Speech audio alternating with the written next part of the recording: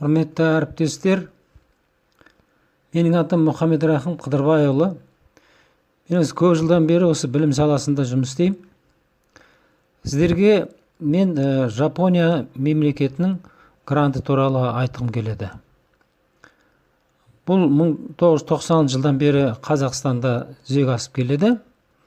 Қазір 2025 жылдан бері Қазақстандағы Жапон елшілігі осы жобаны ұсынып отыр.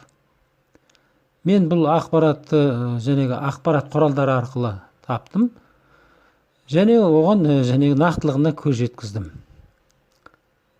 Бұнда не істеу керек? Бұған мектептер, балабақшалар және емханалар, мемлекеттік емес ұйымдар тағы басқа қатыса алады. Бұл жерде бірнеше бағыт бар.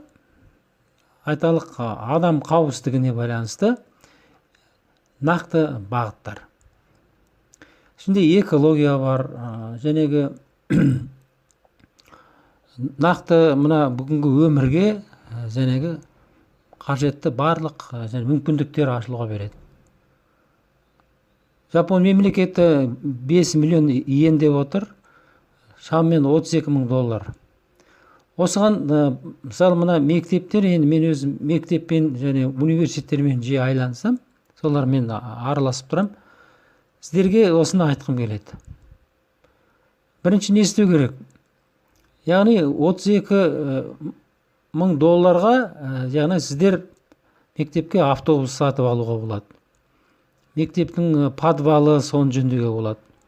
Мектептің мысалы шипырын жөндеуге болады. Басқа да нақты жұмыстар жасауға болады. Нақты мысалы мен қазір біз осы мектептерде биогумус өсіруді ұсынып жүрміз.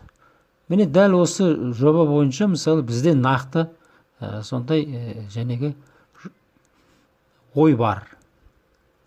Демек $32,000 сіз жылыжайды қалай жасайсыз?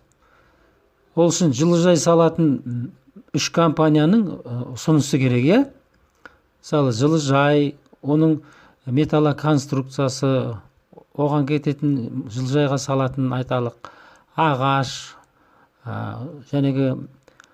биогумусты соның ішінде орналастыратын тағы басқа қондырғылар, сосын жылыжайдың бетін жабатын, сосын жылыжай қай жерде орналасқан деген сияқты.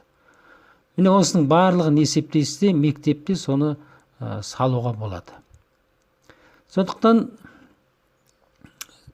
бұл енді өте бір керемет және қажетті жоба деп ойлаймын. Сондықтан енді осы саланы, яғни осы жобаға қатысқысы келіп жатқандар болса, міндетті түрде хабарласын және мен кеңес беруге дайынмын.